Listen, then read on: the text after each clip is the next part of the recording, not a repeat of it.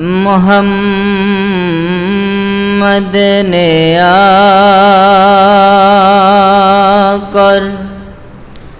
कुफ्र को मिटाया,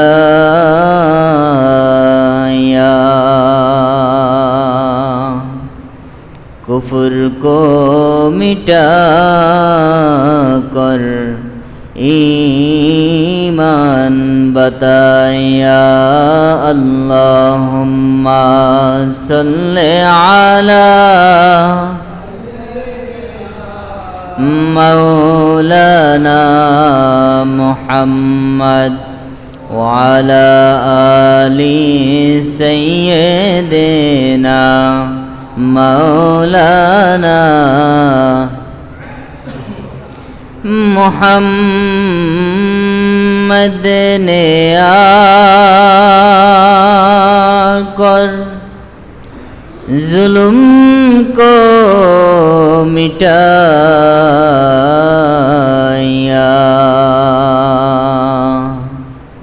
जुल्म को मिटाकर इंसाफ बताया। अल्लाहुम्मा सल्ले अला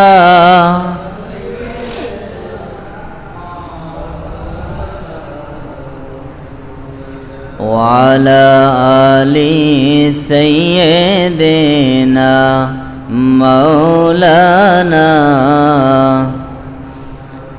ला इलाहा इल्लल्लाह, ला इलाहा,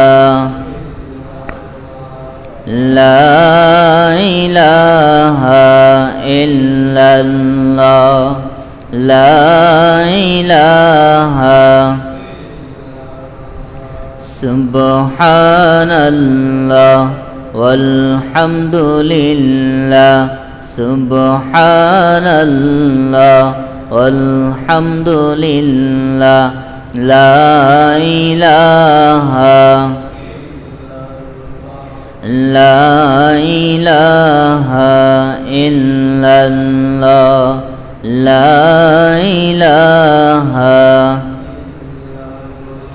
हस्बी रब्बी जल्लल्लाह, मा फी क़ल्बी गैरुल्लाह। नूर मुहम्मद सल्लल्लाह, नूर मुहम्मद सल्लल्लाह, ला इलाहा, ला इलाहा, ला इलाहा इल्लल्लाह, ला इलाहा, ला इलाहा इल्लल्लाह, ला इलाहा इल्लल्लाहु मुहम्मदुर रसूलुल्लाह सल्लल्लाहु अलैहि वसल्लम। अल्लाहुम्मा सल्ली व सल्लिम व बारिक अलैहि। मुअज्जज मोहतरम, सम्मानित उलामाए किराम, जुमार नामाज आदाয়ের उद्देश्ये আগত সম্মানিত মুসল্লিয়ান ইকরাম, মুরব্বিয়ান ইকরাম, যুবক ভাইয়েরা, তালিবুল ইলম ছাত্র ভাইয়েরা, সকলের প্রতি আবারও জানাচ্ছি ইসলামিক সম্ভাষণ ও আন্তরিক সালাম। আসসালামু আলাইকুম ওয়া রাহমাতুল্লাহি ওয়া বারাকাতুহু। লক্ষ কোটি তার চেয়ে অনেক অনেক গুণ বেশি শুকর ও সুজুদ আদায় করছি মহান রব্বুল ইজ্জাতের দরবারে, যে রব্বুল ইজ্জাত আমাদেরকে অত্যন্ত দয়া করে, মায়া করে জুমার নামাজ আদায়ের উদ্দেশ্যে মসজিদে হাজির হওয়ার তৌফিক দিয়েছেন। এজন্য আসুন জবানে শুকরিয়া আদায় করে সকলে একবার পড়ি আলহামদুলিল্লাহ। সম্মানিত হাজরিন, আজকে আমাদের আলোচ্য বিষয় হচ্ছে আল আমরু বিল মারুফ ওয়ান নাহি আনিল মুনকার, অর্থাৎ সৎ কাজের আদেশ এবং অসৎ কাজের নিষেধ এর গুরুত্ব ও তাৎপর্য সম্পর্কে। সম্মানিত সুধী, আল্লাহ সুবহানাহু ওয়া তাআলা পবিত্র কোরআনুল কারীমে ইরশাদ করেছেন, আমাদেরকে আদেশ করে। আল্লাহ রাব্বুল আলামিন বলেন, আউযু বিল্লাহি মিনাশ শাইতানির রাজীম, বিসমিল্লাহির রহমানির রহিম। ওয়ালতাকুম মিনকুম উম্মাতুন ইয়াদউনা ইলাল খায়র ওয়া ইয়া'মুরুনা বিল মা'রুফি ওয়া ইয়ানহাউনা আনিল মুনকার ওয়া উলাইকা হুমুল মুফলিহুন। আল্লাহ রাব্বুল আলামিন বলেন, ওয়ালতাকুম মিনকুম উম্মাতুন ইয়াদউনা ইলাল খায়র, ও উম্মতে মুহাম্মাদী, তোমাদের মধ্যে একটা দল থাকা উচিত, তোমাদের মধ্যে একটা দল থাকা দরকার, যারা মানুষদেরকে কল্যাণের দিকে আহ্বান করবে, ভালোর দিকে আহ্বান করবে। ওয়া ইয়া'মুরুনা বিল মা'রুফ, এবং মানুষদেরকে সৎ কাজের আদেশ করবে। ওয়া ইয়ানহাউনা আনিল মুনকার, এবং মানুষদেরকে অসৎ অন্যায় কাজ থেকে নিষেধ করবে, বারণ করবে। ওয়া উলাইকা হুমুল মুফলিহুন, আর যারা এই কাজগুলো করবে, এই তিনটা কাজ যারা করবে, মানুষকে কল্যাণের দিকে আহ্বান করবে, সৎ কাজের আদেশ করবে এবং অসৎ অন্যায় কাজ থেকে নিষেধ করবে, বারণ করবে, এই তিনটা কাজ যারা করবে তারাই হলো এই পৃথিবীর মধ্যে সফল কাম। এজন্য সম্মানিত হাজরিন, একজন মুসলমান হিসাবে আল্লাহ রাব্বুল আলামিনের পক্ষ থেকে আমাদের প্রতি আদেশ, আমাদের প্রতি দায়িত্ব। আল্লাহ রাব্বুল আলামিন যুগে যুগে অসংখ্য নবী এবং রাসূলদেরকে এই দায়িত্ব নিয়ে পাঠিয়েছেন।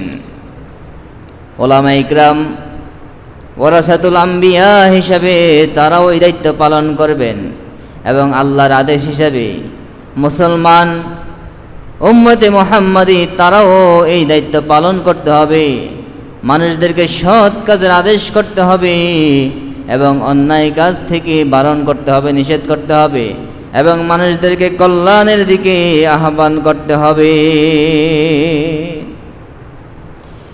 এই জন্য সম্মানিত হাজরিন, রাসূল পাক সাল্লাল্লাহু আলাইহি ওয়াসাল্লাম হাদিসের মধ্যে ইরশাদ করেছেন, প্রত্যেকটা মুসলমানের প্রতি যেহেতু দায়িত্ব হলো নেক কাজের আদেশ করা, ভালো কাজের আদেশ করা এবং অন্যায় কাজ থেকে, অসৎ কাজ থেকে নিষেধ করা, বারণ করা, সে প্রথম দায়িত্ব শুরু করবে নিজের ঘর থেকে। নিজে আমল করবে, নিজের ঘর থেকে দায়িত্ব পালন শুরু করবে, নিজের সন্তানদের থেকে। হাদিস শরীফে আসছে, আবু দাউদ শরীফের হাদিস, আন আমর ইবনে শুআইব আন আবিহি আন জাদ্দিহি قال قال رسول الله صلى الله عليه وسلم مروا أولادكم بالصلاة إذا بلغوا 7 ওয়াদরিবুহুম ইযা বালাগু আশরা ওয়া ফি রিওয়ায়াতিন উখরা ওয়াফাররিকু বাইনাহুম ফিল মাদাজি।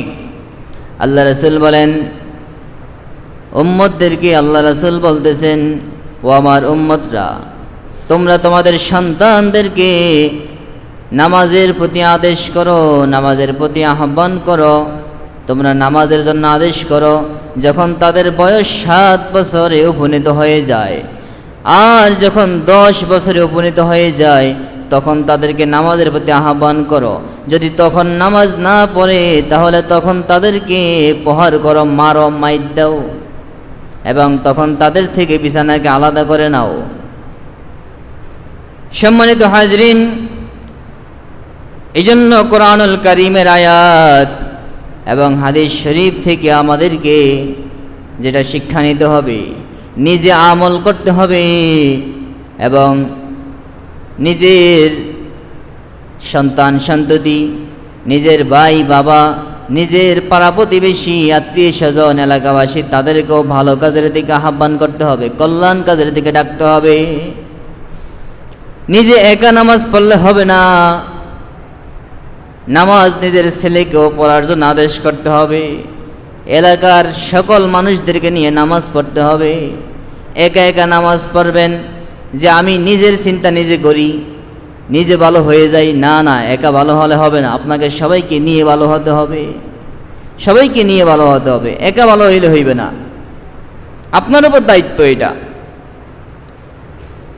আপনি নামাজে আসবেন, মানুষদেরকে নামাজের দাওয়াত দিবেন, সমাজের মধ্যে ভালো কাজ হবে, মানুষদেরকে ভালো কাজের আদেশ করবেন। সমাজের মধ্যে কোনো অন্যায় কাজ দেখলে অন্যায় কাজকে আপনি বাধা দিতে হবে, অন্যায় কাজ থেকে নিষেধ করতে হবে। কারণ আপনি যদি অন্যায় কাজে নিষেধ না করেন, আল্লাহ যখন আযাব নাজিল করবেন পৃথিবীতে, আল্লাহ যখন পৃথিবীতে আযাব নাজিল করবেন, গজব নাজিল করবেন, তখন আল্লাহ নামাজি আর বেনামাজি বাছাই করে আযাব দিবেন না, ঠিক কিনা বলেন? কি বলেন? আল্লাহকে আযাব দিলে নামাজি আর বেনামাজি আলাদা করে আযাব দেয়? আপনাদের দেশে বন্যা হয় না? বন্যায় ফসল সব নষ্ট হয়ে যায়, ঘর বাড়ি ডুবে যায়, তখন কি মসজিদের ইমাম সাহেবদের ঘর বাড়ি সব ভালো থাকে? হিন্দুদের ঘরবাড়িগুলো সব ধ্বংস হয়ে যায়, গুনাহগারদের ঘরবাড়ি ধ্বংস হয়ে যায়, আর যারা সমাজে নামাজি ইমাম সাহেব মুয়াজ্জিন তাদের ঘরবাড়ি কি ঠিক থাকে না? বন্যার পানি আসলে সবার ঘরেই পানি ওঠে, কি বলেন? এজন্য আপনি একা ভালো হইলে হবে না, সমাজের মানুষ অন্যায় করবে, সমাজের মানুষ, আপনি ভালো নামাজ পড়তেছেন, রোজা করতেছেন, পাগড়ি মাথায় দিয়ে নামাজ পড়তেছেন, আপনি মসজিদে সবসময় তসবিহ হাতে নিয়ে বসে থাকেন, আপনি আল্লাহওয়ালা বুজুর্গ হয়ে গেছেন, কিন্তু আপনার আশেপাশের মানুষগুলো সারাদিন গুনায় লিপ্ত থাকে। আপনি এই একা ভালো হইলে চলবে না। ওই মানুষগুলোর গুনার কারণে আল্লাহ যখন এই সমাজের মধ্যে আযাব নাজিল করবেন, আল্লাহ যখন গজব নাজিল করবেন, আল্লাহ যখন আল্লাহর পক্ষ থেকে রাগ এই সমাজের মানুষের প্রতি ঢালবেন, তখন আল্লাহ বেশি বেশি শুধুমাত্র গুনাহগারদের উপরে আল্লাহ আযাব দিবেন না, বরং সমাজের গুনাহগার এবং নেককার, নামাজি বেনামাজি প্রত্যেকটা মানুষই সে আযাবের মধ্যে শামিল হবে, ঠিক কিনা বলেন?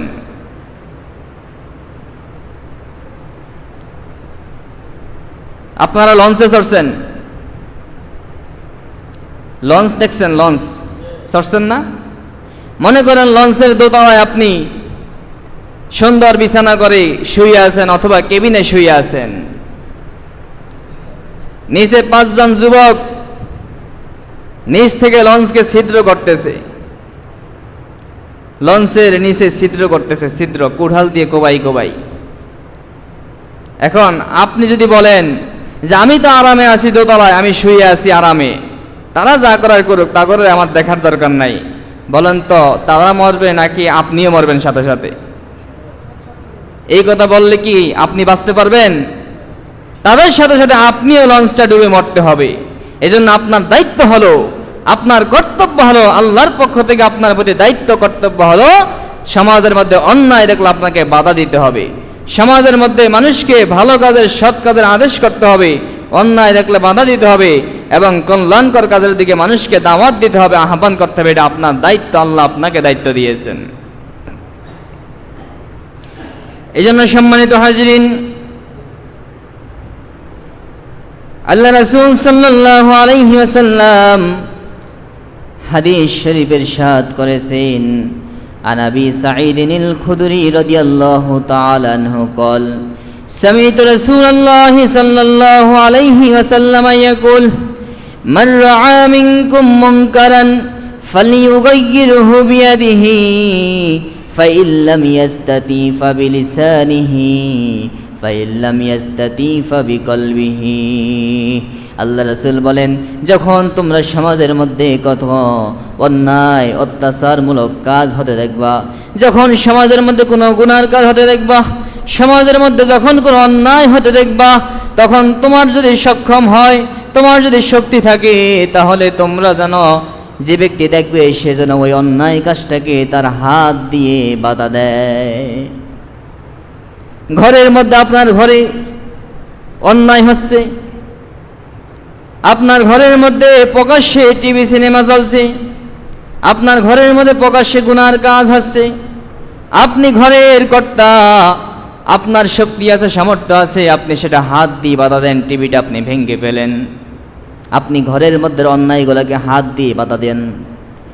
আল্লাহ নবী বলেন, ফাইল্লাম ইয়াস্তাতি, যদি তোমার সক্ষমতা না থাকে, সমাজের মধ্যে অন্যায় হচ্ছে, সমাজের মধ্যে গান বাদ্য হচ্ছে, সমাজের মধ্যে মদ জুয়ার আসর হচ্ছে, সমাজের মধ্যে বড় বড় অন্যায় হচ্ছে, কিন্তু সেখানে গিয়ে আপনি হাত দিয়ে সেটাকে বাধা দেওয়ার ক্ষমতা নাই, আপনি সমাজের একজন সাধারণ ব্যক্তি, আল্লাহর নবী বলেন ফাবিলিসানিহি, তাহলে কমপক্ষে তোমার মুখ দিয়ে, জবান দিয়ে তাকে নিষেধ করো যে ভাই তুমি অন্যায় কাজটা করো না, এটা গুনার কাজ, এটা অন্যায় কাজ, এটা কবিরা গুনাহ, তুমি এটা করো না।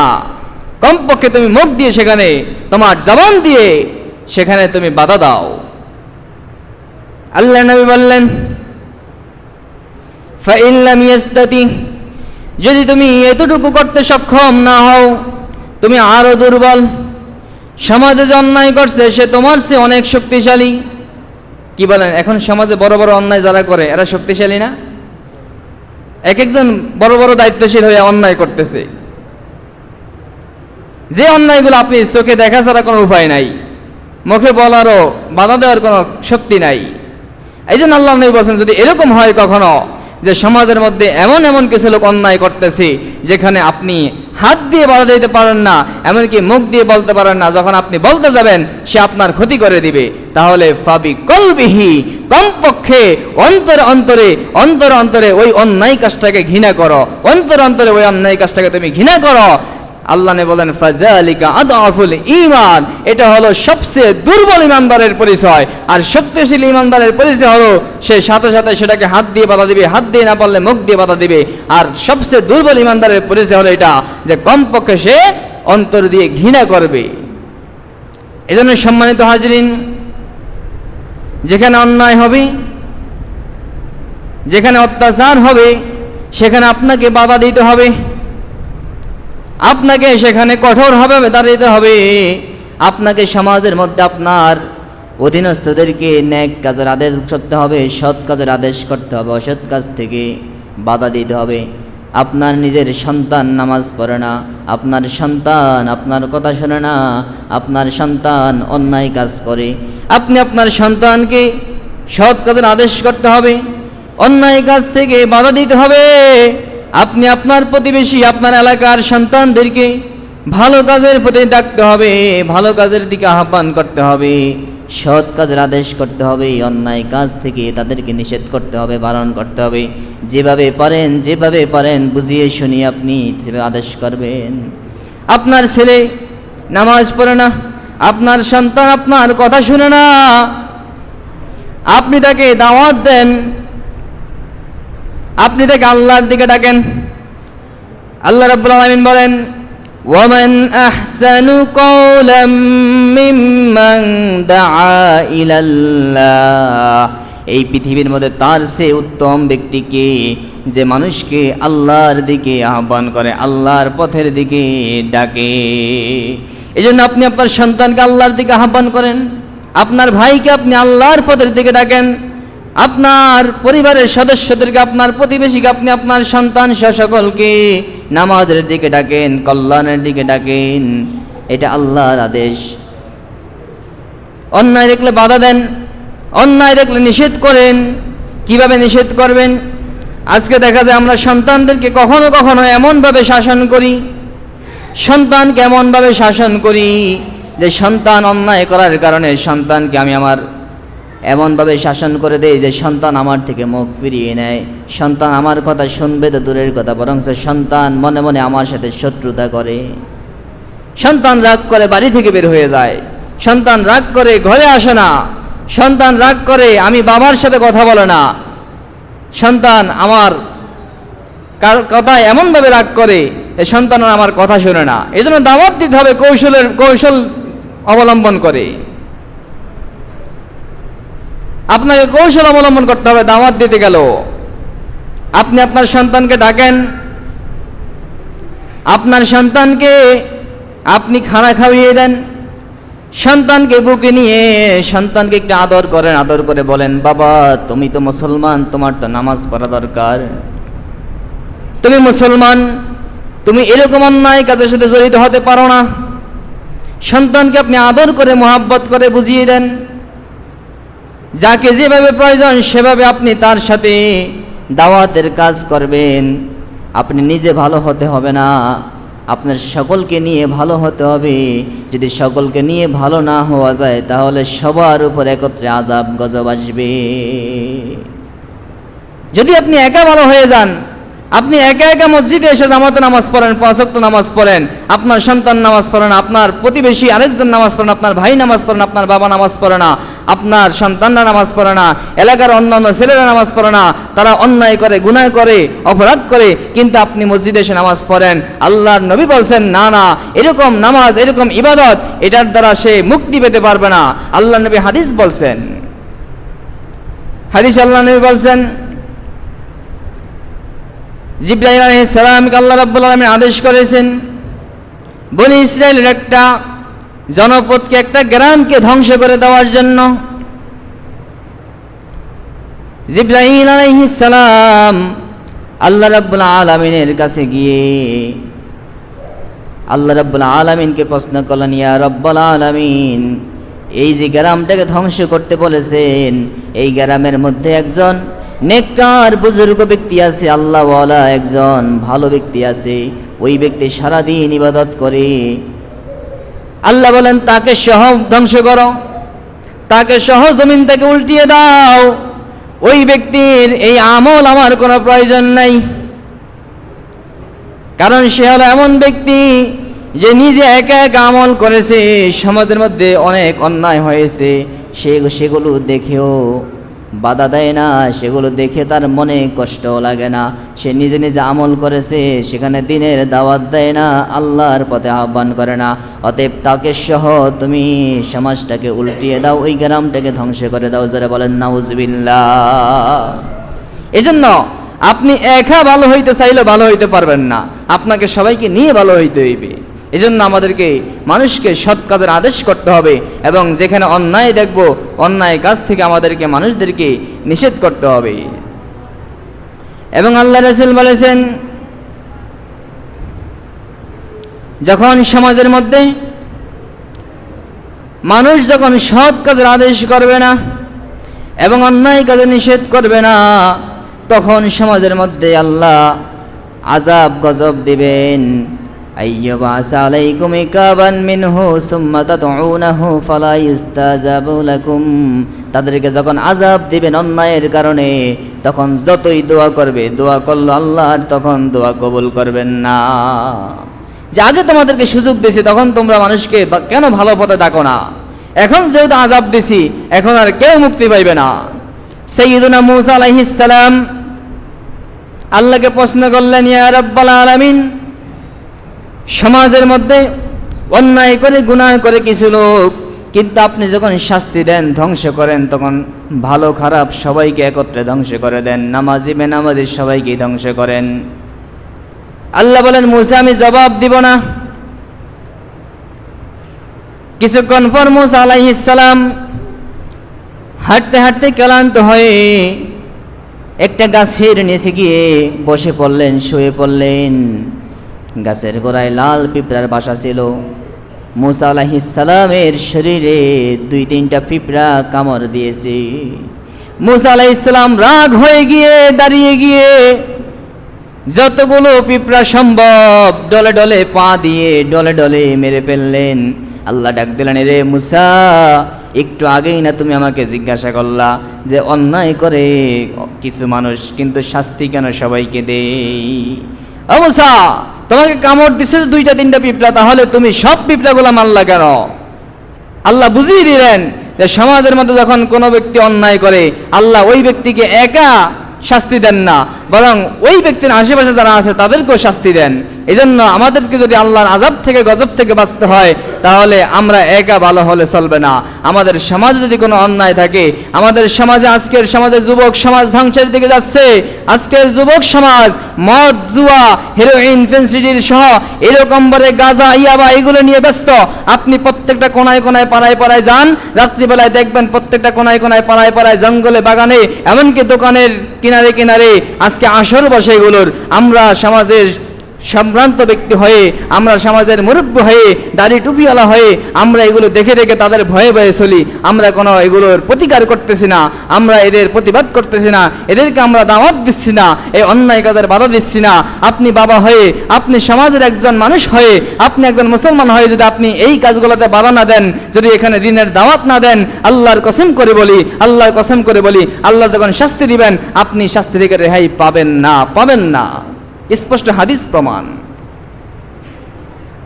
এজন্য আপনার ছেলে অন্যায় করুক, আপনার এলাকার কোনো সন্তান অন্যায় করুক, আপনাকে যেভাবে সম্ভব হয় সেভাবে আপনি তাদেরকে অন্যায় থেকে ফিরিয়ে আপনি নিয়ে আসতে হবে। এটি আপনার দায়িত্ব।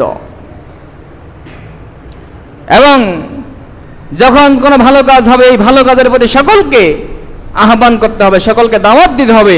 আপনার দাওয়াত শুনুক বা না শুনুক, আপনাকে দাওয়াত দিতে হবে, দাওয়াতে কাজ চালাতে হবে। আল্লাহর নবীরা যুগে যুগে দিনের দাওয়াত দিয়েছেন, এটাই ছিল নবীদের দায়িত্ব। আর সেই দায়িত্ব ওয়ারাসাতুল আম্বিয়া হিসাবে উলামায়ে কেরামের উপর এসে পড়েছে। এই জন্য আমরা আলেমরা আজকে অনেক কথা বলতে বাধ্য হই, যে কথাগুলো শুনলে হয়তো আপনাদের মনে অনেক সময় কষ্ট লাগে, কিন্তু নবীর ওয়ারিস হিসেবে আমাদেরকে এই কথাগুলো বলতে হয়, কারণ এগুলো হাদিসে নবীজি বলে গেছেন এবং আমাদেরকে নবীজি এগুলো দায়িত্ব দিয়ে গেছেন। আমরা উলামায়ে কেরাম নবীজির ওয়ারিস, আমরা নবীজির ওয়ারিস দাবি করি এবং আমরা আশা রাখি ইনশাআল্লাহ ইনশাআল্লাহ নবী আমাদেরকে ওয়ারিস বানিয়েছেন এবং আমাদেরকে ওয়ারিস হিসেবে আল্লাহর নবী পরিচয় দিবেন, সে আশা রেখেই নবীর সেই বাণীগুলো আমরা প্রচার করে সেই বাণীগুলো বলার জন্য চেষ্টা করি। অতএব এই জন্য আমরা মানুষকে কষ্ট পাবে অথবা কি আমাদের উপর খেপবে এটা আমরা লক্ষ্য করি না, কারণ আল্লাহর নবীর কথাগুলো, কোরআন এবং হাদিসের কথাগুলো, সঠিক কথাগুলো বলার ক্ষেত্রে আমরা চেষ্টা করি যতটুকু সম্ভব বলা যায়। এবং আপনাদেরও দায়িত্ব হলো এই কথাগুলো মানার জন্য, এই কথাগুলো আমল করার জন্য চেষ্টা করা। এবং বিশেষ করে আজকে যে কথাটা বললাম, এই যে আমরু বিল মারুফ ওয়ান নাহি আনিল মুনকার, এটা একটা ফরজ দায়িত্ব। যদি আপনি এই দায়িত্ব পালন না করেন, আপনি পালন না করলে আপনি দোষী, আমি না করলে আমি দোষী, যে করবে না সেই দোষী এবং সেই আল্লাহর আযাবের সম্মুখীন হবেন, সেই আল্লাহর গজবের সম্মুখীন হবেন। আল্লাহ আযাব দিলে বেছে বেছে কাউকে আযাব দেবেন না। যখন যেই এলাকায় যেই অঞ্চলে আল্লাহর আযাব আসে আমরা তো বুঝি না, অনেক আযাব আসে আমাদের উপর কিন্তু আমরা বুঝি না। এই যে প্রচন্ড গরম পড়ে, গরমের কারণে কত মানুষ অসুস্থ হয়ে যায়, এটাও একটা আযাব। আপনাদের যখন কারেন্ট ছিল না, ফ্যান ছিল না, কিচ্ছু ছিল না, তখন কি এত গরম ছিল নি? আপনাদের আরো মনে করেন 10 থেকে 20 বছর আগে একটু পিছনে ফিরে যান, দেখবেন যে তখন এত গরম লাগে নাই। মানুষ গাছতলায়, ক্ষেতের পাশে, বিলের পাশে বসে বসে গল্প করছে, মানুষ আনন্দের দিন কাটাইছে। কিন্তু এখন এসি, ফ্যান এগুলো হয়ে মানুষ শান্তিতে থাকতে পারে না। এগুলো আল্লাহর আযাব, আমাদেরকে বুঝতে হবে। এজন্য সম্মানিত হাজরিন, আল্লাহ রাব্বুল আলামিন অন্য একটা আয়াতে বলছেন, স্পষ্ট আমাদেরকে আদেশ করেছেন, কুনতুম খায়রা উম্মাতিন, এই উম্মতে মুহাম্মাদে তোমরা হলো উত্তম জাতি, তোমরা হলো শ্রেষ্ঠ উম্মত, শ্রেষ্ঠ মানুষ। তোমাদের দায়িত্ব আছে, 1 নাম্বার দায়িত্ব তা'মুরুনা বিল মারুফ, তোমরা মানুষদেরকে ভালো কাজের আদেশ করবা, ওয়া তানহাউনা আনিল মুনকার, এবং তোমরা মানুষদেরকে অন্যায় কাজ থেকে নিষেধ করবা। এটা আল্লাহ দায়িত্ব দিয়েছে, আল্লাহ ফরজ করছে যে উম্মতে মুহাম্মদী তোমরা শ্রেষ্ঠ উম্মত, তোমরা যত শ্রেষ্ঠ, যে শ্রেষ্ঠ হয় তার দায়িত্ব আছে না নাই বলেন তো? দায়িত্ব ছাড়া কেউ শ্রেষ্ঠ হইতে পারে? মনে করেন সমাজের মধ্যে এই আপনারা এখানে যারা আছেন, আপনাদের এখানে কেউ চেয়ারম্যান আসেনি, মেম্বার আসেনি, স্কুলের ভাইস প্রিন্সিপাল প্রিন্সিপাল আসেনি, আছে না? শিক্ষক আছে না? ইমাম সাহেব আছে না? মুয়াজ্জিন আছে না? এই যে মনে করেন এলাকার মধ্যে যে চেয়ারম্যান, তিনিও আমার আপনার মতো একজন স্বাভাবিক মানুষ কিনা বলেন? কিন্তু তার জন্য আলাদা একটা চেয়ার আছে কিনা বলেন? তার জন্য সরকারের পক্ষ থেকে আলাদা একটা অফিস আছে কিনা? তার জন্য সরকারের পক্ষ থেকে কিছু দায়িত্ব আছে কিনা? এই যে সে এক জায়গায় গেলে তার যে একটা ব্যক্তিত্ব, আপনার আমার ব্যক্তিত্ব সেভাবে ফুটে না, কারণ সে সমাজের মধ্যে স্বাভাবিক আমার আপনার মতো মানুষ হয়েছে শ্রেষ্ঠ। এই শ্রেষ্ঠতা অর্জন করছে কিভাবে? সে সমাজ প্রতিনিধি হয়েছে, চেয়ারম্যান হয়েছে। এখন যদি মনে করেন সে শ্রেষ্ঠ হয়েছে, শ্রেষ্ঠ হয়ে সে সারাদিন বাড়িতে ঘুমায় অথবা ঢাকা গিয়ে নিজের সন্তানদের কাছে বা আত্মীয় স্বজনের বাড়িতে বেড়াইতে পড়ে থাকে, আপনি তার দ্বারা কোনো উপকার পান না, আপনি সমাজের কোনো উপকার পান না, সে কোনো চেয়ারম্যানের কোনো দায়িত্ব পালন করতেছে না, তাহলে কি তাকে আপনারা এই দায়িত্ব রাখবেন না অপসারণ করবেন? সে কি আর এই চেয়ারম্যান থাকতে পারবে? আপনারাই তো বলবেন যে চেয়ারম্যানরা আমরা খুঁজে পাই না, চেয়ারম্যানের বাড়ি গিয়ে পাই না, আমাদের কাজকর্মে আমাদের বিপদ আপদে আমরা পাই না চেয়ারম্যানকে। এই জন্য যখন কোনো ব্যক্তি শ্রেষ্ঠ হবে সে ব্যক্তির উপর কিছু দায়িত্ব আছে। যখন ব্যক্তির মর্যাদা বাড়বে তখন মর্যাদা অনুযায়ী ব্যক্তির কি থাকে? দায়িত্ব থাকে। ঠিক আল্লাহ বলছেন উম্মতে মুহাম্মদে তোমরা হলো শ্রেষ্ঠ জাতি, আর তোমাদের দায়িত্ব হলো দুইটা। এই দায়িত্ব পালন করবা তাহলে তোমরা শ্রেষ্ঠ জাতি হবা, আর যদি দায়িত্ব পালন করতে না পারো তাহলে তুমি আর উম্মতে মুহাম্মদে হইতে পারো, কিন্তু তুমি শ্রেষ্ঠ উম্মত না। এই জন্য উম্মতে মুহাম্মদের দায়িত্ব হলো দুইটা। এক নাম্বার দায়িত্ব কি? সৎ কাজের আদেশ করতে হবে মানুষদেরকে। দুই নাম্বার দায়িত্ব যেখানে অন্যায় দেখবো, অন্যায় কাজ থেকে নিষেধ করতে হবে, অন্যায় কাজের প্রতিবাদ করতে হবে তিন সিস্টেমে। আল্লাহ নবী বলছেন ফালিয়ুগাইয়িরহু বিয়াদিহি, যদি তার শক্তি থাকে, সামর্থ্য থাকে, তাহলে সে যেন কমপক্ষে হাত দ্বারা বাধা দেয়। ফাইল্লাম ইয়াস্তাতি, যদি হাত দিয়ে বাধা দিতে শক্তি সামর্থ্য না থাকে তাহলে ফাবি লিসানিহি, কমপক্ষে তার জবান দ্বারা, তার মুখ দ্বারা সে বাধা দিবে, সে মুখ দ্বারা প্রতিবাদ করবে। ফাইল্লাম ইয়াস্তাতি, যদি মুখ দিয়েও বাধা দিতে সক্ষম না হয়, ফাবি কলবিহি, সে অন্তর দিয়ে ওটাকে ঘৃণা করবে। কয় যালিকা আদআফুল ঈমান, এটা হলো সবচেয়ে দুর্বল ঈমানদারের পরিচয়। যাই হোক সম্মানিত হাজিরিন, যেই কথাগুলো বললাম এগুলো কোরআন এবং হাদিস থেকে বললাম। আমাদের এখন দায়িত্ব হলো এগুলো আমল করা। কি বলেন, আমরা এই কথাগুলো আমল করতে চাই কিনা? কে কাছে হাত তুলে একবার একটু দেখে আল্লাহকে নারে তাকবীর, নারে তাকবীর। আল্লাহ আমাদের সকলকে তৌফিক দান করুক, বলুন আমিন। আল্লাহ আমাদেরকে যেখানে ভালো কাজ থাকবে, যেখানে নেকের কাজ হবে, সেখানে সকলকে নিয়ে নেক কাজগুলো করার তৌফিক দান করুক। এবং যেখানে আমরা অন্যায় দেখব, আমাদের সামর্থ্য অনুযায়ী আমরা অন্যায়ের প্রতিবাদ করতে হবে, অন্যায়টাকে পরিবর্তন করে দিতে হবে, অন্যায়টাকে প্রয়োজনে নেক দিয়ে পরিবর্তন করতে হবে। যেমন আজকে আমাদের সমাজে অনেক বিয়ে শাদী হয়, এমন একটা পরিস্থিতি সৃষ্টি হয়েছে, এখানে আসি কিনা জানি না, দেখা যায় বিয়ে শাদীর বিয়ের বাড়িগুলোতে মনে হয় গুনার কাজ ছাড়া বিয়েই হয় না। আপনারা এগুলোকে ইসলামিক যে গজল সন্ধ্যা, ইসলামিক আলোচনা, ইসলামিক কেরাত, এগুলো দিয়ে পরিবর্তন করে দিবেন। আনন্দ করুক, ইসলামিক সিস্টেমে করুক, কিন্তু অন্যায় গুনার কাজ দিয়ে আনন্দ করবে কেন? কোনো মুসলমান গুনার কাজ করে আনন্দ পাইবে, এটা তো আর মুসলমান থাকতে পারে না। সে মুসলমান তো গুনাহ করলে তার জন্য সবচেয়ে বড় দুঃখের দিন হবে এটা। বরং ওলামা ইকরাম বলছেন, যখন কোনো একটা নেকের কাজ করব, যেই দিন আমি কোনো একটা নেকের কাজ করতে পারি, ওই দিনটা হবে মুসলমানের জন্য ঈদের দিন। যেই দিন একজন মুসলমান ভালো নেকের কাজ, কোনো একটা উল্লেখযোগ্য নেকের কাজ করতে পারবে, ওইটা ওই ব্যক্তির জন্য কি হবে? ঈদের দিন হবে। আর কোনোদিন যদি গুনার কাজ করে তাহলে ওইটা হবে তার জন্য সবচেয়ে নিকৃষ্ট দিন। তাহলে মুসলমান কি গুনাহ দিয়ে সে আনন্দ করতে পারে? আল্লাহ আমাদের সকলকে হেফাজত করুক। আল্লাহ আমাদেরকে বিষয়গুলো বুঝে আমল করার তৌফিক দান করুক। আমিন সুম্মা আমিন।